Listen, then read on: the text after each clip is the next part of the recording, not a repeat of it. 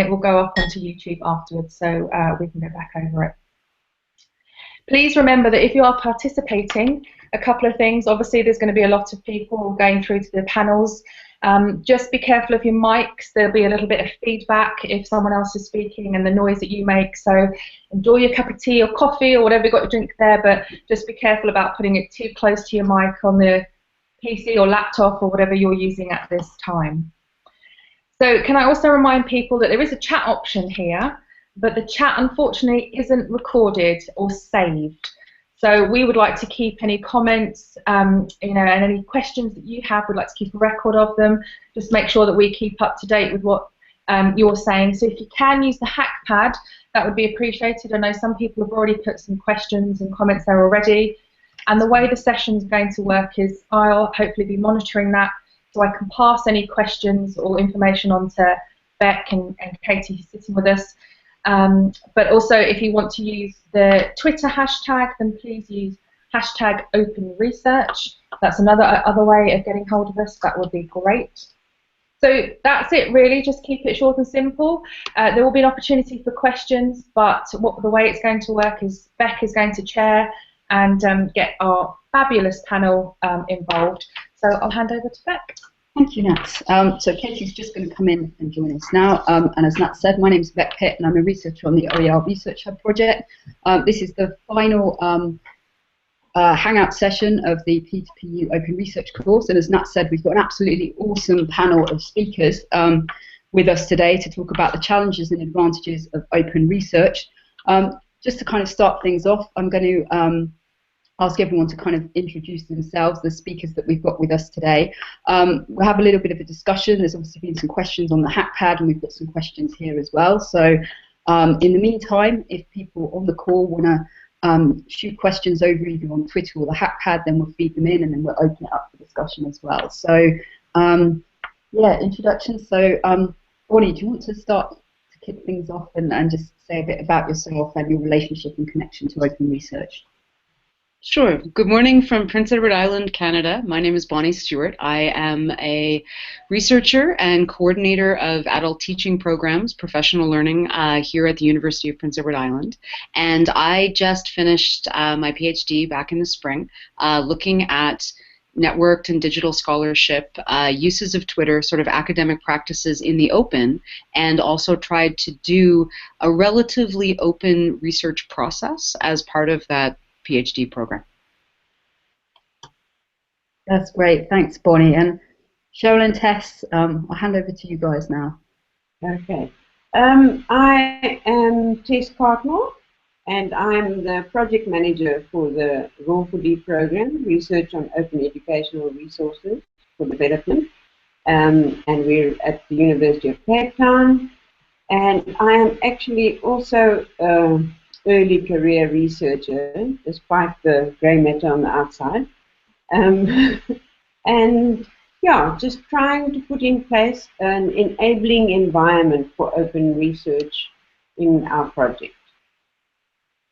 Cheryl? Okay, and I'm Cheryl Hodgkinson-Williams, also from the University of Cape Town, and I'm the principal investigator of the RAW4D project, as it's known. And this project is actually an international project running across South America, Sub-Saharan Africa, South and Southeast Asia. We have 26 countries involved with 86 researchers, and we work across 16 time zones. So if there ever was a reason to do open research, which we aspire to and we are trying to do, we can kind of explain some of the reasons why it's a good idea. That's wonderful, thank you. And Katy, do you want to tell, just introduce yourself? Yep, I'm Katy Jordan, and I'm a PhD student in the Institute of Educational Technology here at UPEI. I'm in my final year, and for my PhD, I'm looking at academics' use of online networking tools such as academia.edu and ResearchGate and Twitter. But I've also got a sideline in research on MOOCs, and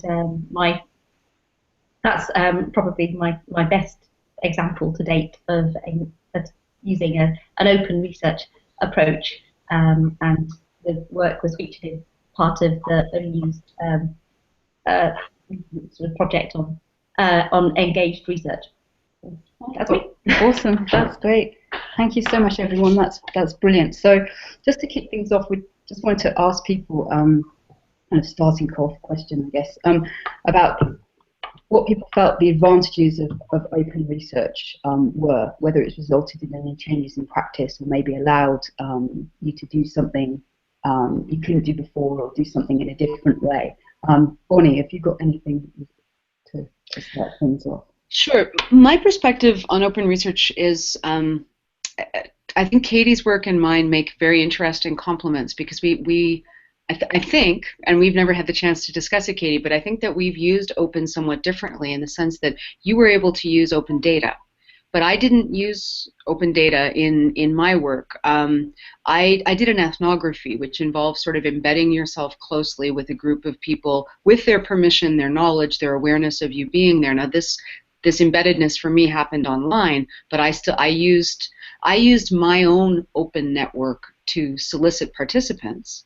I think that the fact that I had a network and had sort of developed an identity in the open probably helped my call for participants circulate to some extent and may have built some trust that people, some of the people who volunteered for the study were familiar at least with my name or with me.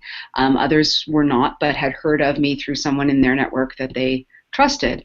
And so then I got permission to work very closely with these people and sort of observe them on Twitter every day.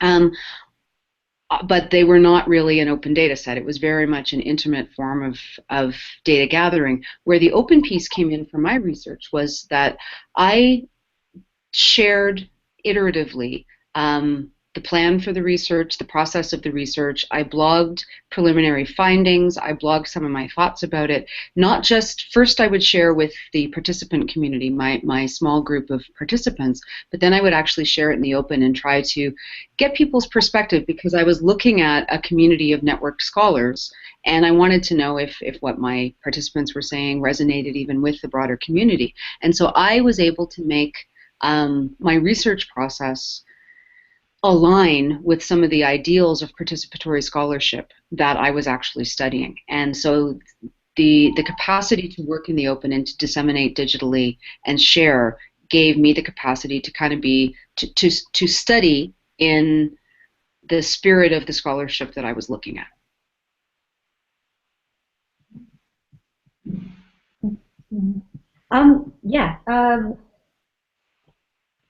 Yes, sort of echoing Bonnie's points there. The way that I used sort of openness in my MOOC research was to initially as a way of sort of crowdsourcing data, because my work looked at MOOC completion rates, and it was something that I started as part of a MOOC. And as a participant, I had access to that kind of information from courses that I'd been on. So I kind of thought, hey, I can sort of cast my net to try and collect data that way. So it was a different way of collecting research data by taking that kind of approach. But also as it kind of grew and turned into more of a project than just a part of a MOOC.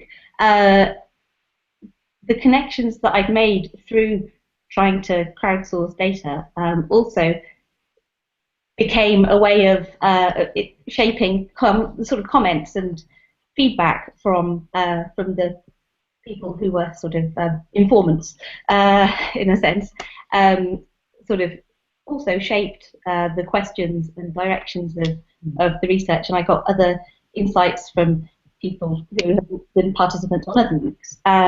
And it also sort of created an interest in the project, and eventually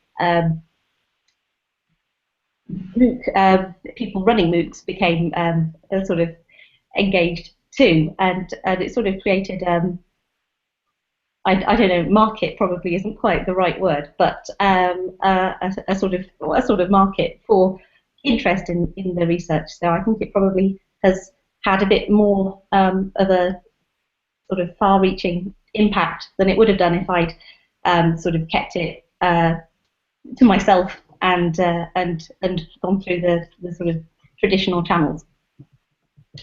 That's great, thanks, Katie. That's really interesting to hear about social networking, and as Bonnie was saying, about sharing iteratively as you're developing your kind of research and the role of networks and connections. I wondered, Tess and Cheryl, what your thoughts were, because obviously you guys work on the Raw4D project, and you've been sharing a lot of your resources and methodologies and so on as an open research project. So I'll turn it over to you guys. Okay, so I think what's important is when we're talking about open research, there can be different elements of where the projects are actually open. So I think I'll just focus around how we've used open research in terms of knowledge building, and then a few words around capacity building, because our project is a research on open education for development. So it's actually also has a capacity building objective. And then around communication and curation and dissemination. So now just getting to the key elements around knowledge building, we have been quite brave, I think, in trying to not just open up our final research report, as most of us do, but actually to try and see as much of the research cycle that we can, right from our original proposals through to sort of draft literature reviews, to the research instruments, through to sort of draft reports, and then our biggest, bravest move is open data, so that we're opening up that as best we can, the entire research process, rather than having the open bit right at the end. And in terms of capacity building, that's meant that we've been able to do things like share research planning tools. We share not only amongst ourselves, but we share with the rest of the world an OER bibliography. And because of that, we've actually had recently John Hilton from the States suggest that he would give us his bibliography and we could actually just make a bigger one. So in a way, it's opened up opportunities for us. Other ones in terms of concept development, you know, some of these OER concepts are really slippery, and to have a kind of draft document where we've kind of given a sense of, so what do these concepts mean out there and how are they going to be understood in the broader research project, it's really helpful as a set of researchers that you can actually deliberate these concepts, and rather than keeping everything to yourself and then right at the end suddenly realize, actually, are you talking about the same thing? But I think what's been most interesting, and this is from a sort of funded research perspective, and that is a lot of the time one's asked to identify who the stakeholders are and identify the policy makers and identify people. What's happened because of our open research is that people are self-identifying. So they are signing up for Twitter, they coming to our Facebook, they're having a look at our website, they're signing up for our newsletter. So in a way, for us to disseminate the information at the end is actually becoming so much easier, because people whom we would never have thought of as being really interested in our research are now kind of showing up and saying, hey, I want to know what you guys are doing. So that's some of the highlights. There are many others, but I think that will do for now. That's great. Thanks, Cheryl.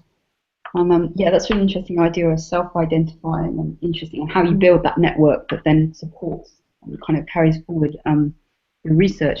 That's great.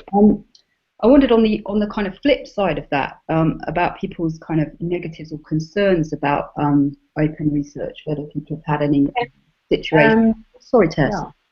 Beck, can I just talk a little bit about the project management side and being open in a project management area, in that if one starts with an open attitude, not everything you do as a project manager can be open, but if you start with your open attitude and you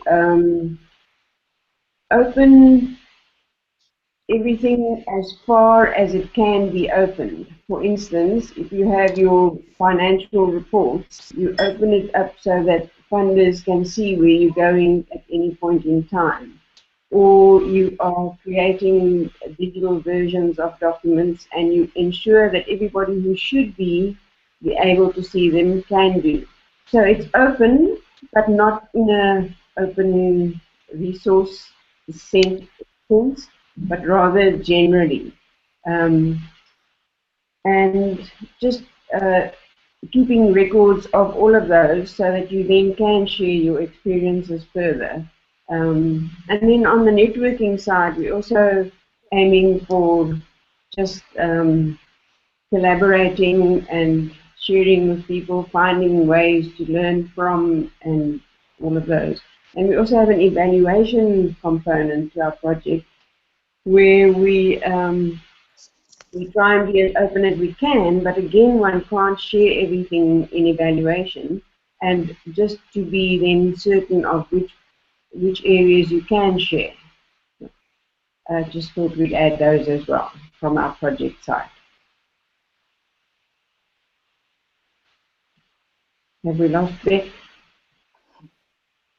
Don't know. If we have, maybe I'll jump in and take the question about some challenges to start that she had posed before you were speaking about project management, Tess. I think the project management piece is really interesting. For myself, the challenges that I've experienced in terms of not just doing open research, but thinking about open research and research in the open, one of the big challenges for me is really at the conceptual level, navigating the structure of the academy and therefore our concepts of what research is. And so to some extent, the idea of open research, and I tend to conceive, because my work focuses on networks or nodes all connecting in many-to-many communications, that's very much how I tried to approach big parts of my research where I was able.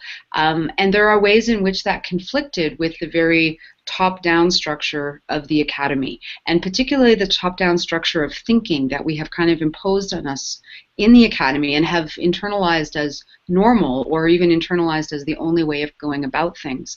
And so when you want to work in the open, you are sometimes challenging your own place in the hierarchy. You may be talking to people that you are not supposed to speak to. You may be talking to people who are self-identified as stakeholders, but the hierarchy itself doesn't view them as stakeholders, and they're very curious about why you may be speaking to them or considering them as part of your audience.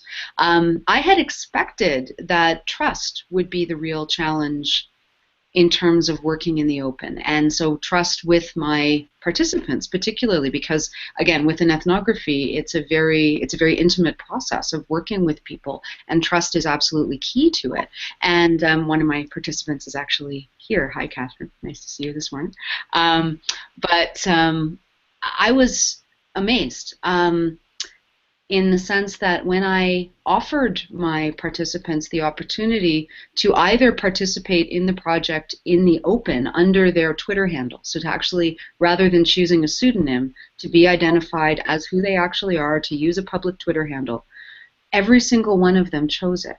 And we had that conversation, and I was clear, I'm going to be asking you some fairly intimate questions about your practices, but people were actually very willing to extend that trust and talk in the open about the things that they do in the open, because many of the network scholars that I was working with, at least, saw their work in a sense as a living open data set, and my job appeared to be largely to sort of collect specific information and maybe do some making sense of that work that they're already doing. But people were very aware that they are already working in the open, and so the trust to share their ideas under their own name was actually there. That was not the challenge, even though it's what I'd anticipated. The challenge was sometimes making it legible to the various places in the academic hierarchy that this work, which didn't follow the very structure, was still legitimate and good, solid research. And I think we have some real I think we're facing a very interesting time in the academy when we have a challenge that we need to do all we can to educate people about what it means to work in the open, because we're increasingly seeing, particularly when it comes to journals and the knowledge that we create through research, so much of it is being kind of locked down in the oligopoly of for-profit journals. And Elsevier's policy, they announced just last week a whole other set of limitations on things that can be published, and a whole other set of profit for all this work that is essentially done but by scholars for the most part without necessarily recompense. And it's kind of fascinating. But we have a systemic issue that we need to address that open research is really at the core of. So that's my sense of the challenge. It's not so much a single personal challenge, it's actually much more being a part of a system that is extremely flawed.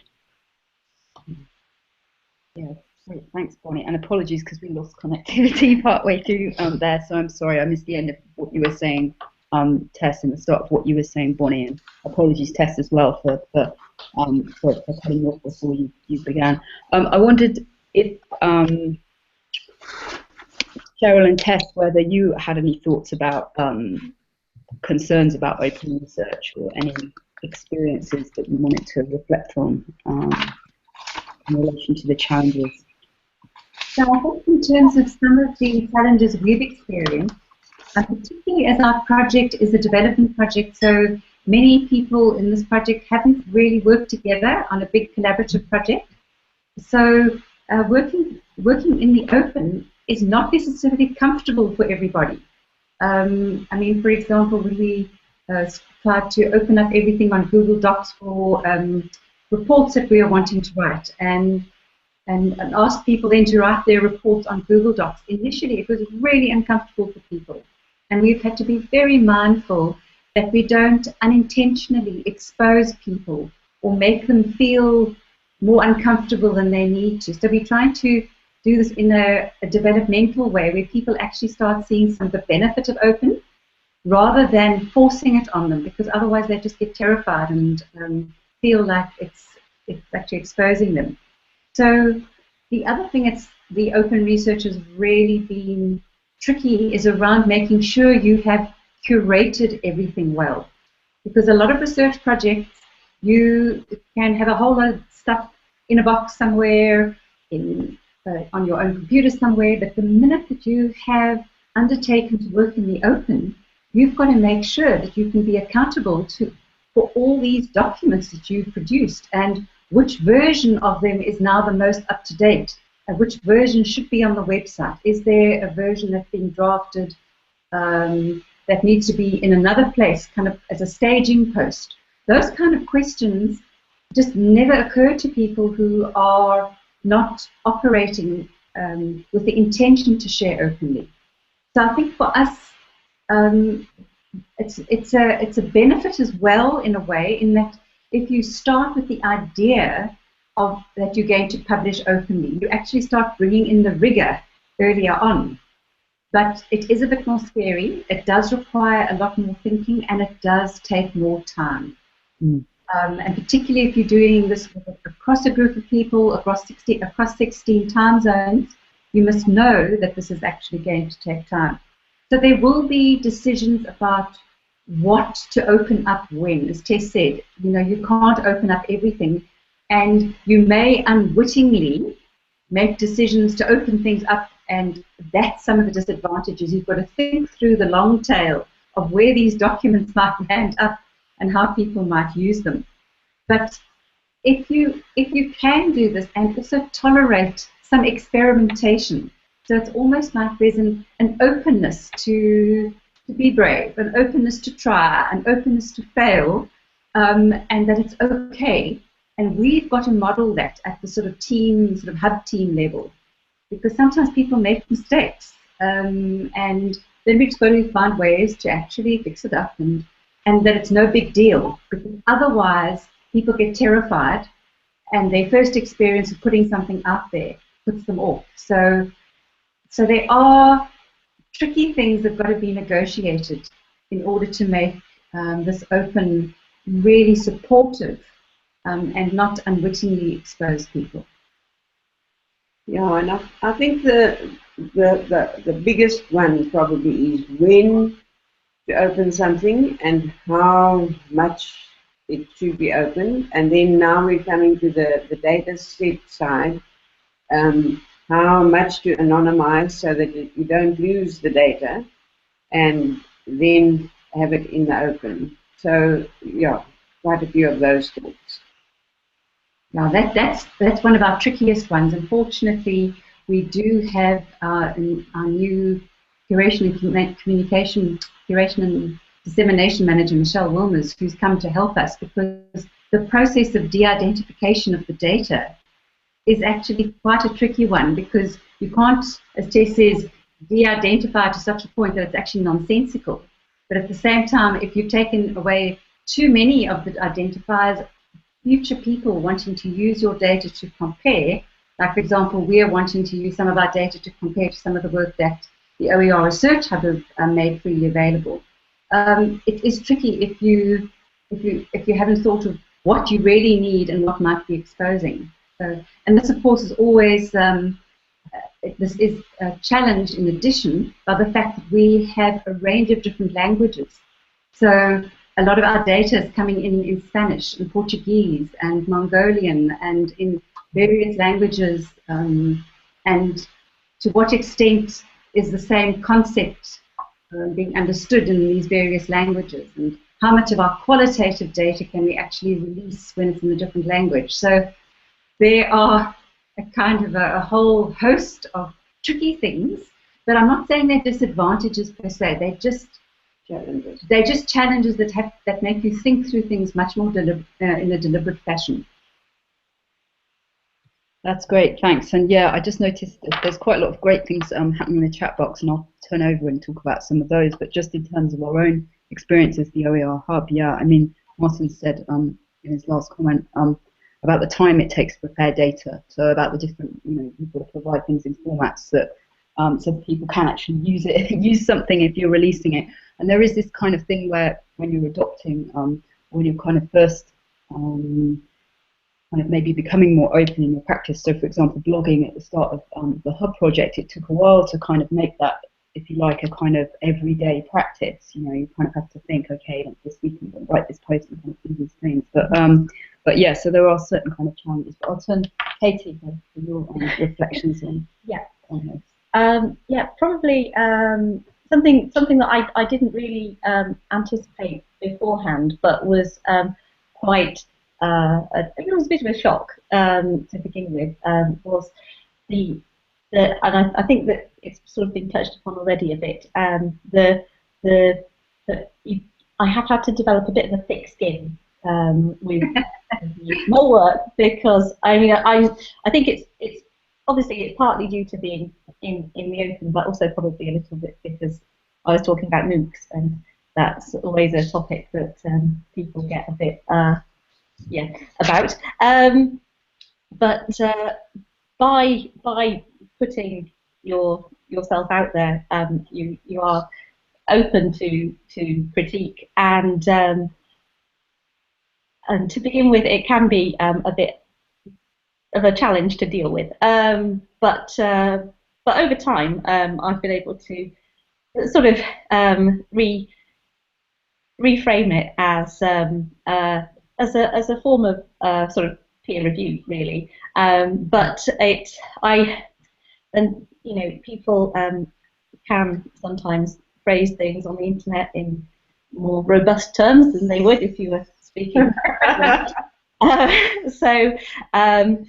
But that sort of getting used to that sort of change of tone of receiving sort of essentially peer review feedback via Twitter compared to a sort of a review from a journal, it does require a sort of getting used to a different tone of academic feedback, and I think that now, having got used to it more, I would be less sensitive to particular wordings, but but it's a negative and a positive, because also because it's been my work has been through that kind of open critique, that it has helped when I've been writing papers, because I've been able to preempt a lot of the more rational criticisms that came up.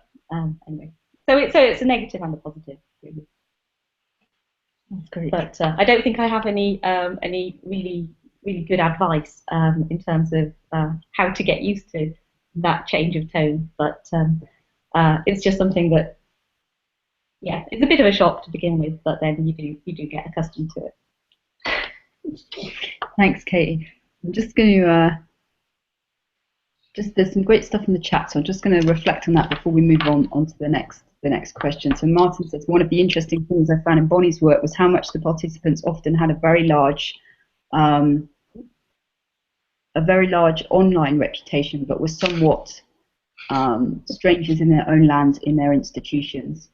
And Bonnie responds, yes, Martin, it was really eye-opening to realise how minimally many institutions recognise work in the open. Martin also commented on Cheryl's point about duty of care being even more important for our relationship with students, and something I've been kind of thinking about recently.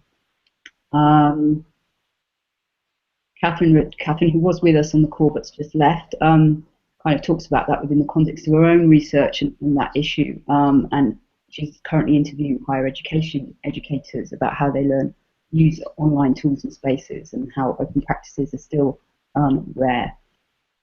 A couple of reflections, Martin, on his work when he was writing his book, Digital Scholar, back in 2011. Oh, that's great.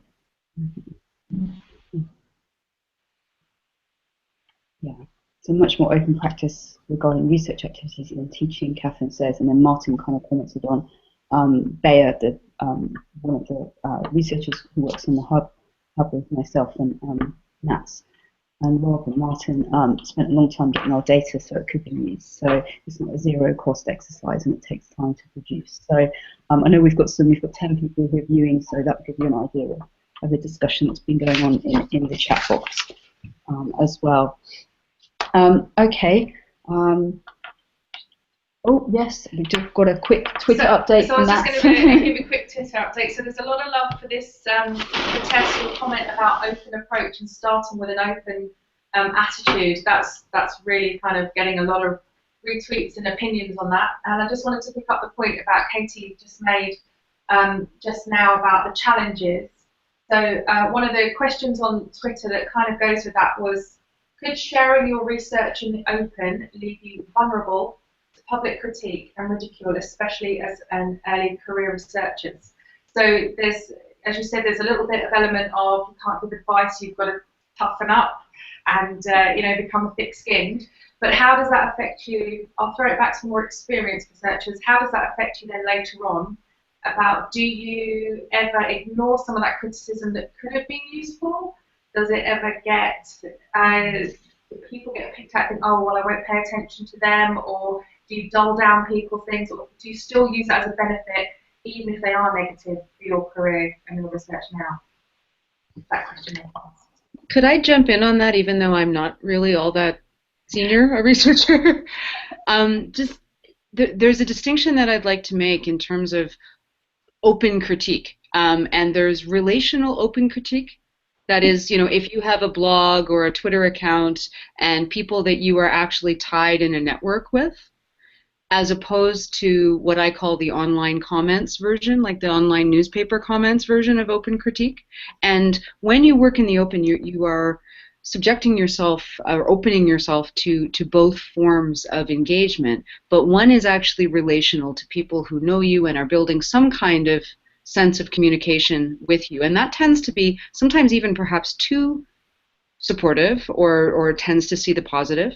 And then there's the other version, which is the sort of completely having your work slammed and maybe reaching far more visibility or virality. It's the piece of online communication that we're all conditioned right now to be terrified of, although it's quite rare, but it certainly does happen, right? Where something that you have put out is so scandalous or sensational or against what people want to believe, that suddenly it's a flurry of, oh my God, that's so terrible, that tends to dehumanize the person at the core of it. And it's very, that is a phenomenon that we're certainly seeing a great deal of in society today. I don't think we're seeing an actual ton of it in academia, although where it happens, it's very hurtful. But there is a distinction to be made there. I would also, to the question that was asked, there have always been a few people at every academic conference, no matter how old school we go, who are the, I call them the poo-pooers, right? The people who are always smelling something bad. They tend, no matter what presentation you make, they pull out their soapbox and they stand up in it and they'll say, well, this isn't really a question, it's more of a comment. And then whatever, and everybody and everybody at the conference goes, oh my God, it's them again. There are some people, even in the relational online world, some people in the blind peer review world, who operate the same way, and we all kind of know it, right? We are navigating humans when we are navigating critique, and humans, some have too generous a style of critique, some have too critical a style of critique.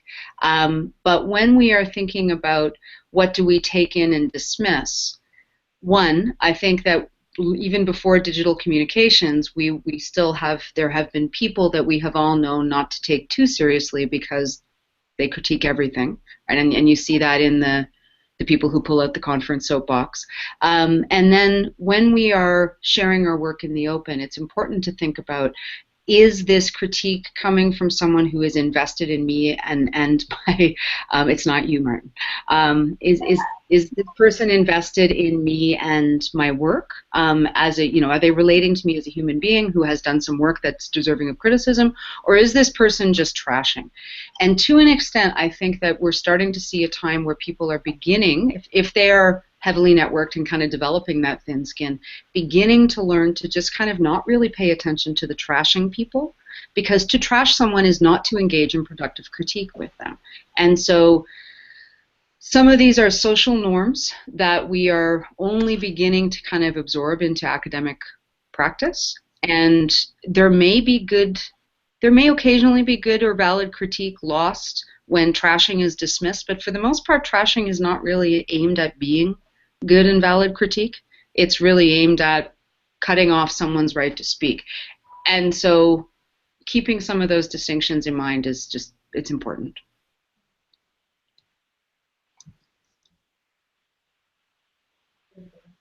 Thank you, Bonnie. That's great. I don't know, Tess and Cheryl and Katy, have you had any thoughts as well about them to add at all? Well, just one that we are actually taking quite a lot of care about, and that is not releasing kind of draft reports until we've had some editorial support, particularly as many of our researchers are not English first language, second language, or even third language speakers. So, and we come from a kind of a northern-centric environment often in research, where if you can't express yourself well in English, your research can't actually be valid. We've got some really quite tricky assumptions that we make. So we're trying to kind of lessen that by making sure that we don't unwittingly expose, say, a Spanish or Portuguese or Mongolian speaker, a researcher, to that kind of critique by having some editorial process to support that, so that we, behind the scenes, are actually supporting people to be open. We are putting people out there, so we just have to take care. And that's what we are busy doing at the moment. So that's why, even in our project, we had great aspirations to make things open kind of immediately. We've realized we can't do that quite in that way as we anticipated, because we do need to take care. Yep. And I would just like to add that although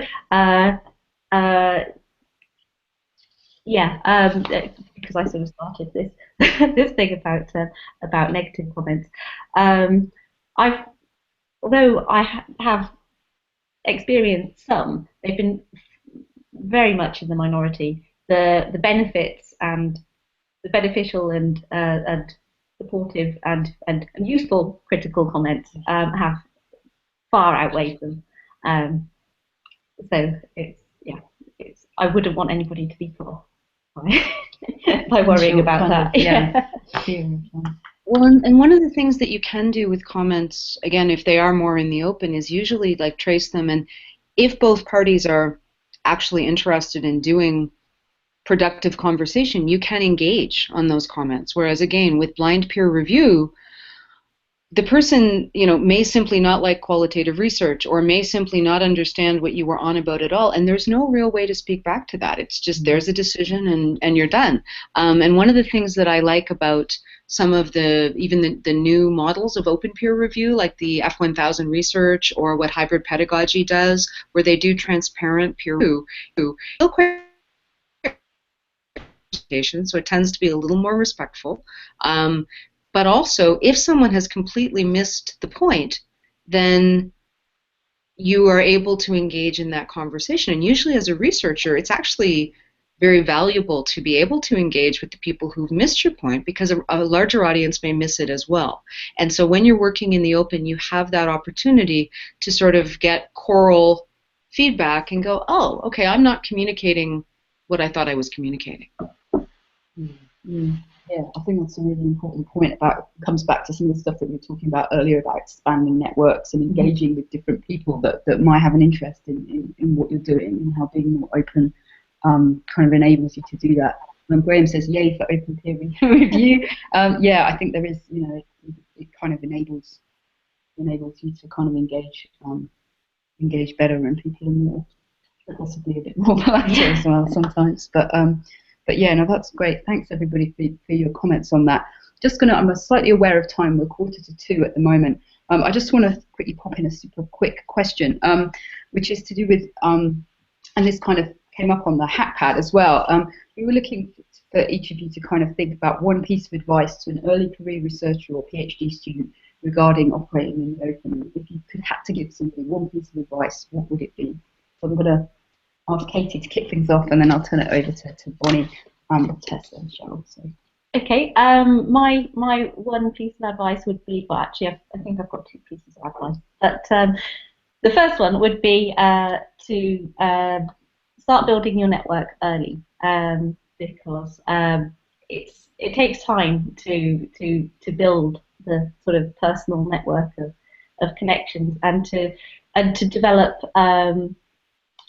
a really good sense of sort of your professional relationship to others in the field, and just being, it's those little interactions about being helpful. And you, as a PhD student, you might feel like you're, a novice, and what do you have to offer to this sort of network of eminent scholars? But you do, and because there are ways that you can help in little ways, such as people ask for information or updated information about the latest research, and as a PhD student, you initially, even if you haven't done your research yet, you do have that to offer. So start building your network early, and be helpful. Be nice, and it will pay off further down the line. Because a lot of the time, academic use of Twitter is referred to just as, say, a dissemination mechanism, and that's a really impoverished view. There's much more to it than that, and it's not really something to it's not really appropriate to sort of wait until the end and then just try and pump your results out via these networks. Building the network is, it takes time, and these small friendly interactions, and then you'll get a lot more out of it too. The other one was that, particularly with my MOOC work, blogging can be a really key site for sort of practicing your thoughts and communications, and and it can seem daunting as a PhD student to be putting out these things, but and I know that sometimes people can sort of think, well, if I blog about it, then it's there forever. It's a publication in its own right, but not to get too hung up on things being perfect before putting them out there, because it's, you know, people generally understand that that a blog post is work in progress, but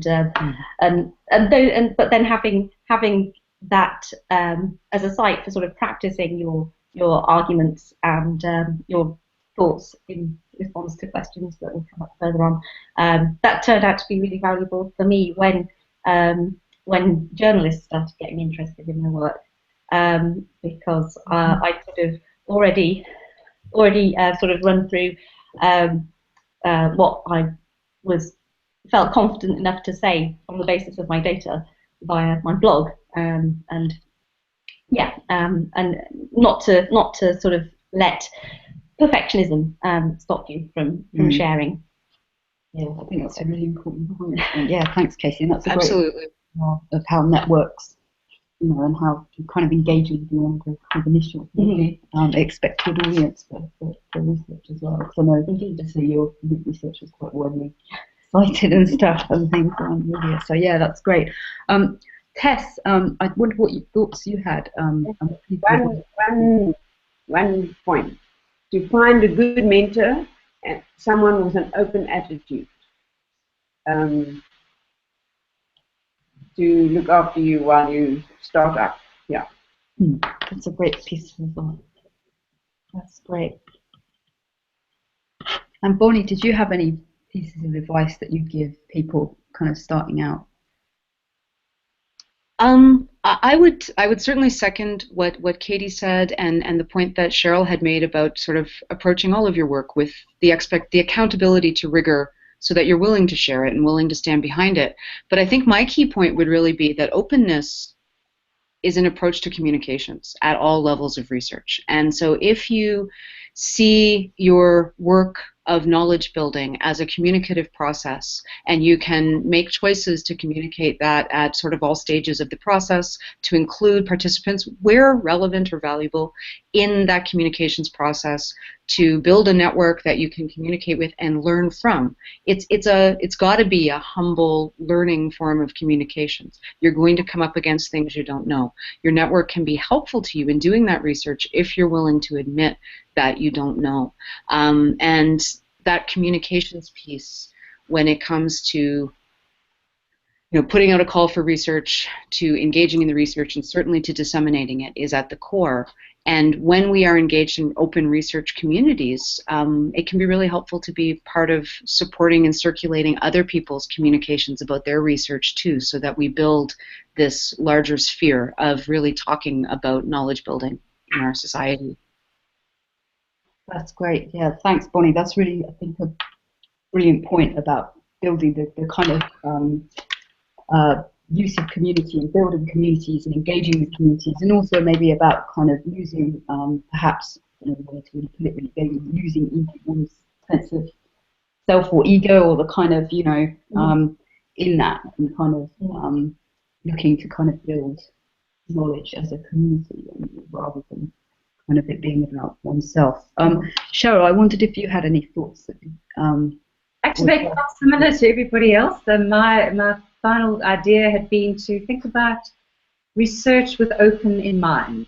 So think with whatever you're doing is to think through, so what could I be making open? Because I think as a new researcher coming into this field, it is really tricky because there's such a lot of noise out there. In other words, such a lot of other information happening, and there's very little time people can actually devote to going through absolutely everything.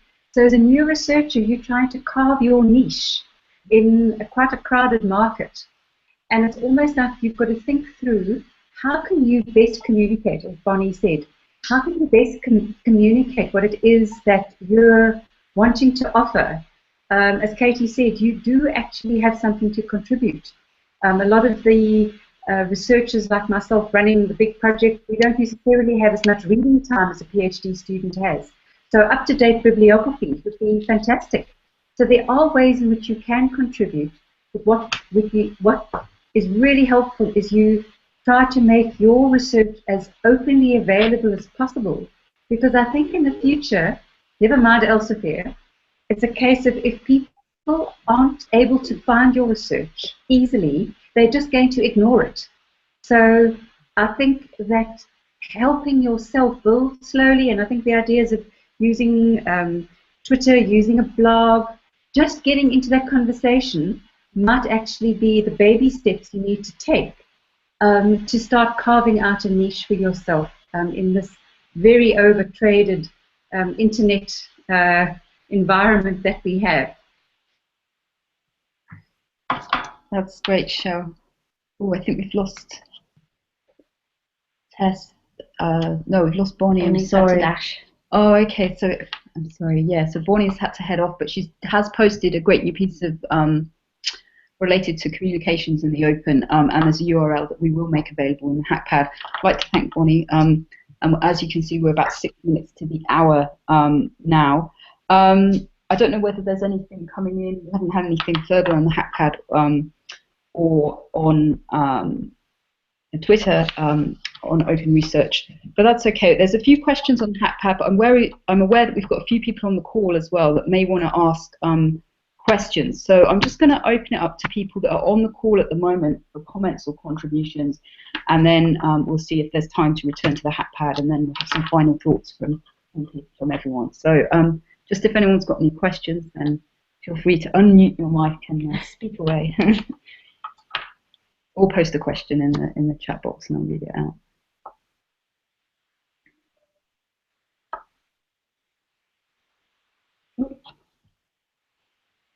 Okay, don't want to put anyone under any pressure. I'll take a question from the HackPad in the meantime if people are thinking about things. So